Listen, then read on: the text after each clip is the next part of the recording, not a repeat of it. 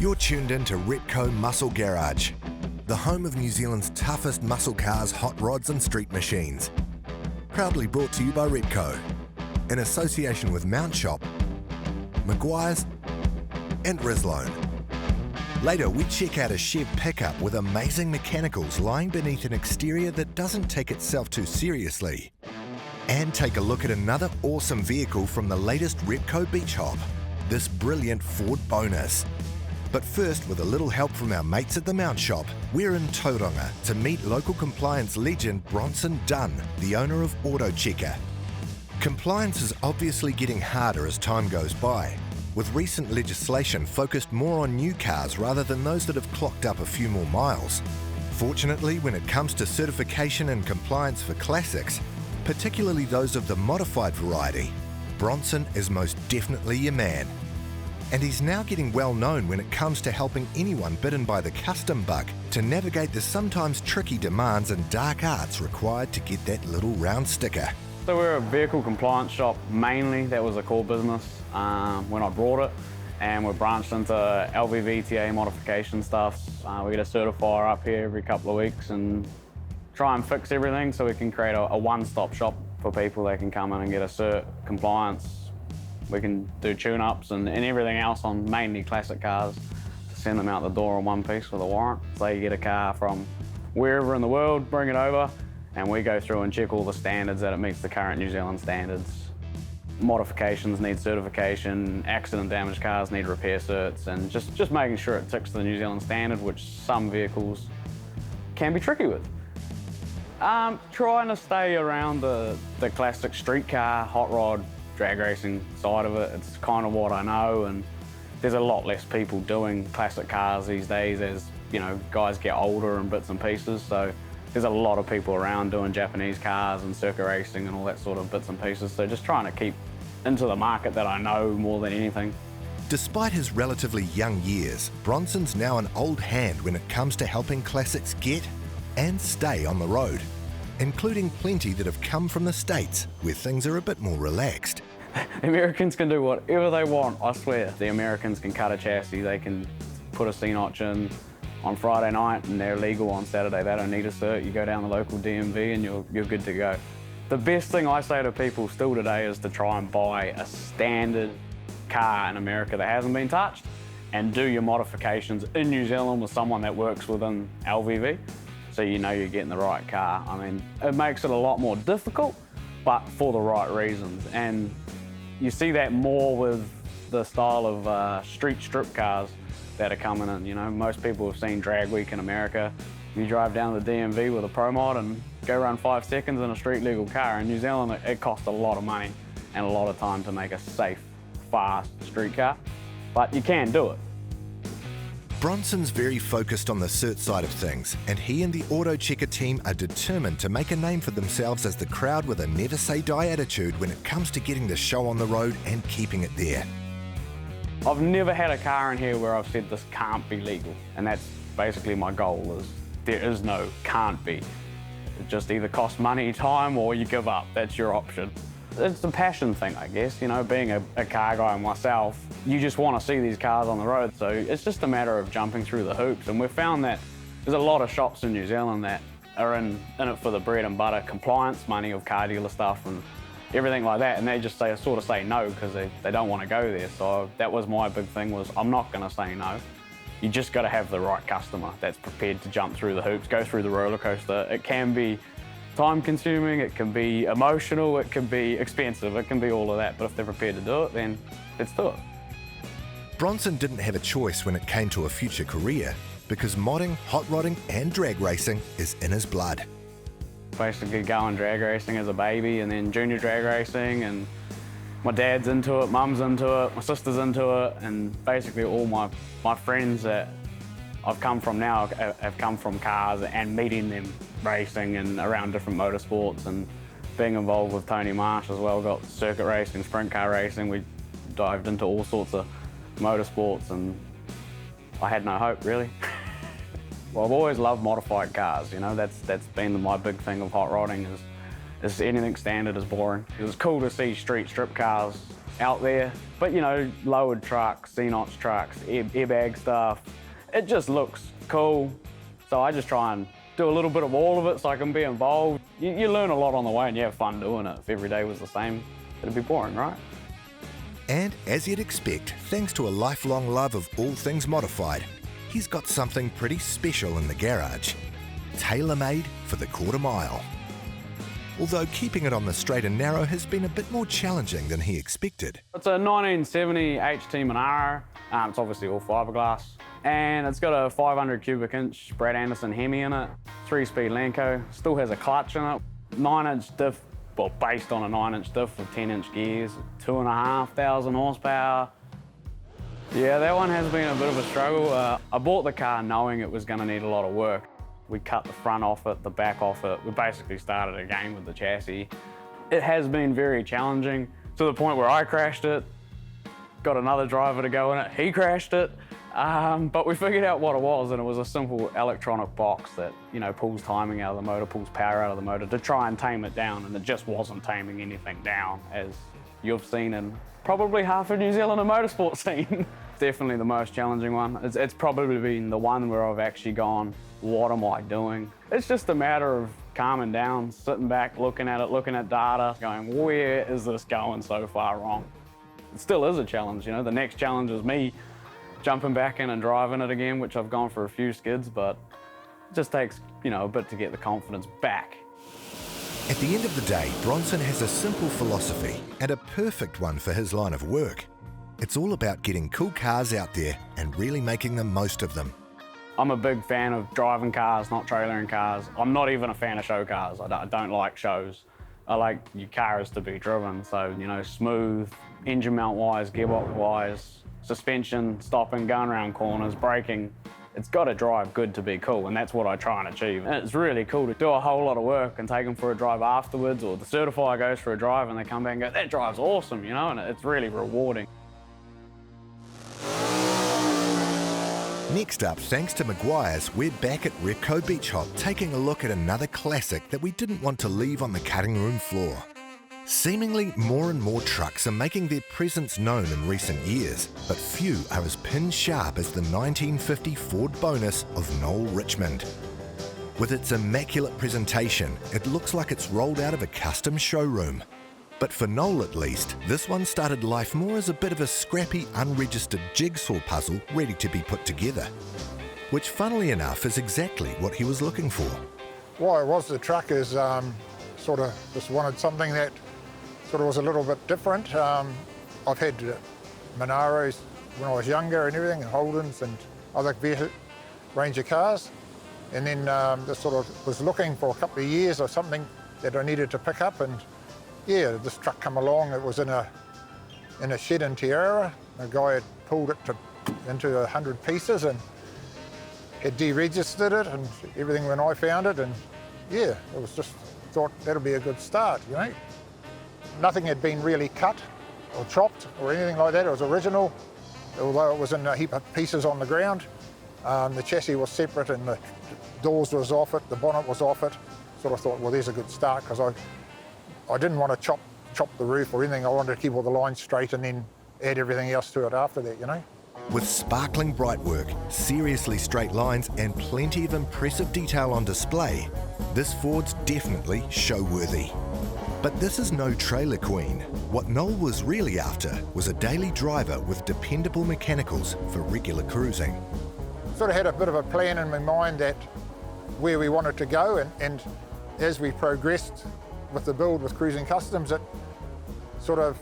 wasn't a fast build by any means. It was time and then get something done and look at it again and really just concentrate on not going too far with it, you know, and making it a good daily driver. And that's what we really wanted. We wanted to start to use it and go down and turn the key and away you go. Yeah, we wanted it to ride good, and which it does do, and being on air, and as I said, yeah, it's just get in and drive it and enjoy it. Respecting the Ford heritage, specifically a New Zealand Ford connection, was also important to Noel when he got to thinking about what was going to live under the hood. Looked at a few crate engines and that, and looked at buying a a brand new crate engine and then a trans, and then it was quite lucky. Cruising Customs son Dylan, he was in the States at the time, and then we were talking to him about finding a crate engine in the States while he was there, and he ended up finding that this engine and that it was in a truck that had been shunted in the back. So we ended up buying the motor and the trans out of the wreck, and there was nothing wrong with it. Then bought the computer back and yeah, just set it here, and then we put it in the chassis and started to build from there. Didn't want to sort of put a different engine into it. Yeah, wanted to stick it with Ford because as you probably know that the original tag for this truck and the build of the shell and the chassis was originally built in Wellington, 1950. So I sort of wanted to keep it Ford, as much Ford as we can. That's what we've done, you know. It's really comfortable to ride in. It is a joy to drive. And as Noel was only too happy to admit, although it took a while to get there, he was pretty stoked the project finally made its way to the hop. And now the Ford's up and running, he's looking forward to plenty more. Right from the start, after about the third year, we were talking with Kendall and that Cruising Customs, and he said, well, you're going to this sort of extent with it quietly, we should put it in at the beach health. And then, oh yeah, what year is that going to be? And then, because we were building it, and then, oh yeah, we might do it in a couple of years, and a couple of years went to a couple more, and then we're finally here, because I've never done one, and the wife had never done one, and so we sort of worked it up, and just said to Kendall, if we do it, we want to drive it and make sure it's right when we do it. We want to do it like everybody else does it, you know? Turn up and have something nice and be able to drive away at the end of the day.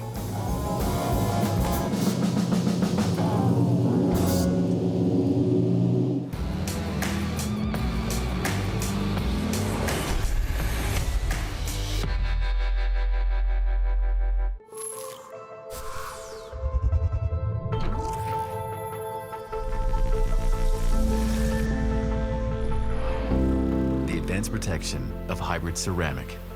Whoa. Now in 3 easy-to-use products.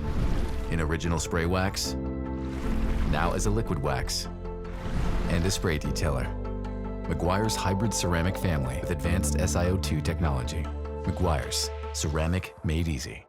Rizlone has been in engines almost as long as engines have been in cars. Why? Because from then until now, there's never been a perfectly clean fuel. This means every time you fill up, you're adding pollutants and contaminants to your fuel system. Rizlone Fuel Injector Cleaner can cure those woes and help save your engine. Rizlone Fuel Injector Cleaner adds an upper cylinder lubricant, providing double the cleaning power out of the same bottle. We know something about aging well, so when we say it's your engine's fountain of youth under a screw top, you can count on it. Rizlone is the original engine tune-up, available at participating stores near you.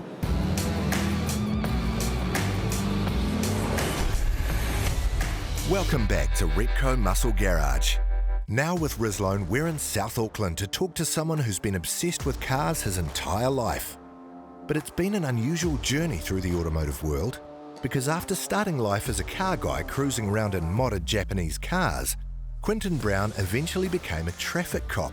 So he's quite literally gone from one extreme to the other. I was always a car boy. I cut my teeth in Toyotas. KP61s, the old Toyota Starlets, rear-wheel drive, played with big engines, 1600s and 2 litres. It was a good little car, but as far as having family and moving things around, it wasn't practical with a roll cage, so I got rid of that. I always was a Holden fan, so I bought myself a 87 VL, and then I thought, you know what?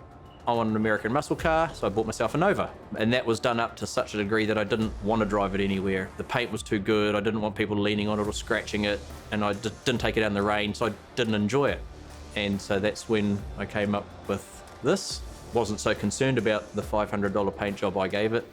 In amongst all of that, my career changed, and so I became a police officer with the New Zealand Police.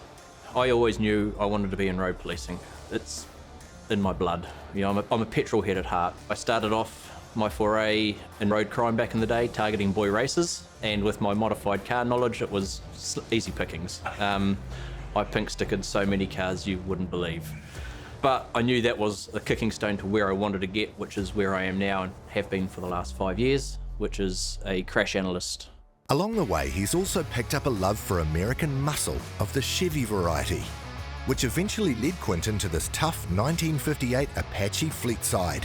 And while it's full of high-spec running gear, this build is by no means immaculate.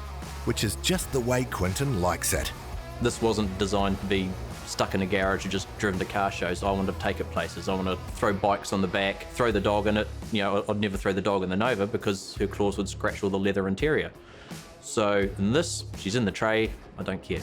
I've always wanted a truck, I don't know why. I'm a Chevy boy at heart, and so I liked this particular model because of the twin headlights. I liked that era of, you know, where they were going with the rocket ships and all the body lines in that era. It was a rolling shell. About 3 different colours of black. It was a California car, so I was told it was rust-free, which it pretty much was. But the Americans, I must say, love their Bondo. It must have had about a gallon up on the roof. Something had been dropped on the roof at some stage. The poor condition didn't worry me. I knew I was going to be pulling it apart, stripping it right down to every nut and bolt to do the chassis and suspension mods that I've done. Despite the TLC, Quinton's Apache still has the look of a rugged daily driver. Mismatched panels are covered in graffiti, and lots about this build is basic, bordering on primitive.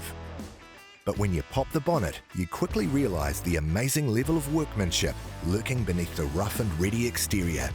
It's currently sitting on C4 Corvette front and rear independent suspension. C5 big brakes down the front.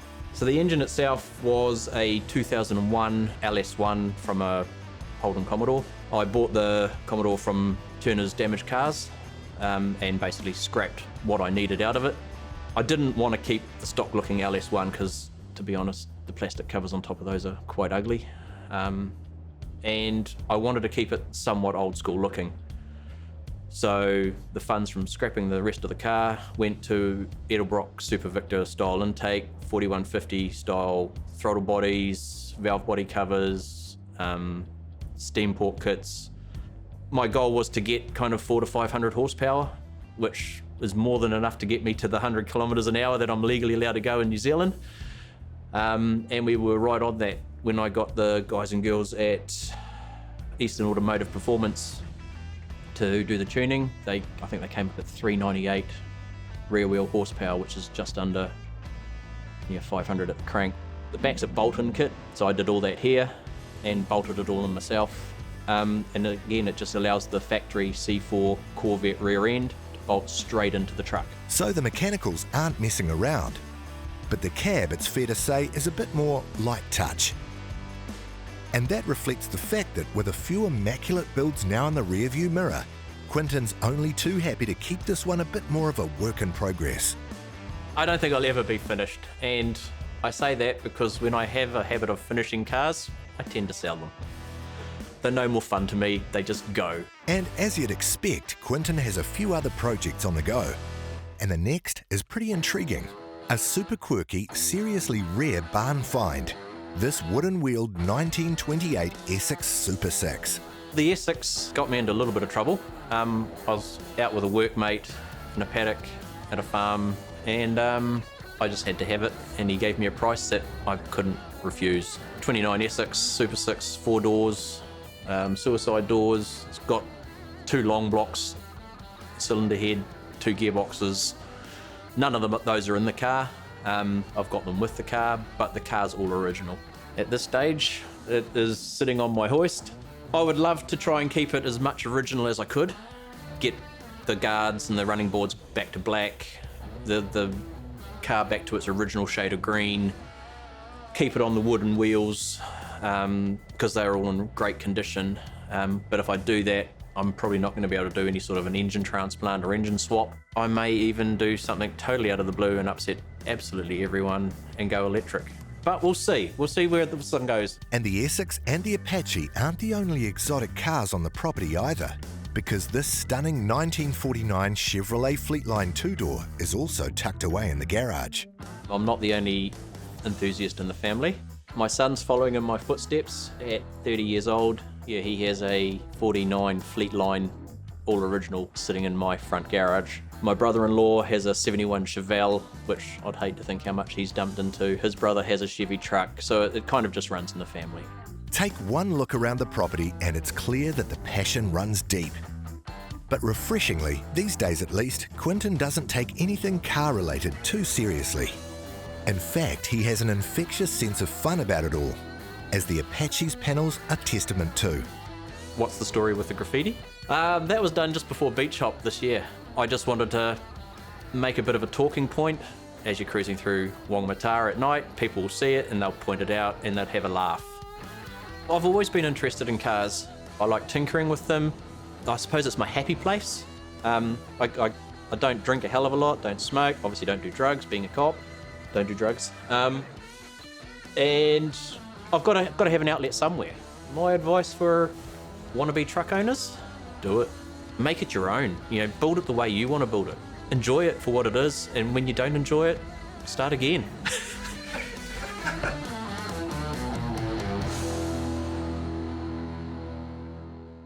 Feel like your car could do with some TLC? Well, thanks to our series sponsors, we could be hooking you up with this incredible prize pack. For a start, there's a huge Maguire's and Rislone complete car care pack valued at over $760. We've also thrown in this unbelievable Mech Pro Blue 248-piece toolkit with 3-drawer chest valued at $566. To stay on top of everything underneath, there's a $500 mount shop voucher. And last but not least, you'll also score a year's subscription to NZV8 magazine. That's a total prize pool of nearly $2,000. To enter, just head over to nzv8.co.nz and hit the Muscle Garage link on the homepage. The winner will be drawn at the end of the series, so make sure you get amongst, because this prize pack is one major haul. Good luck. Repco Muscle Garage was proudly brought to you by Repco. It starts with the parts. Mount Shop Undercar Specialists. Maguire's, people who love cars love Maguire's. And Rislone, high performance additives for high performance vehicles.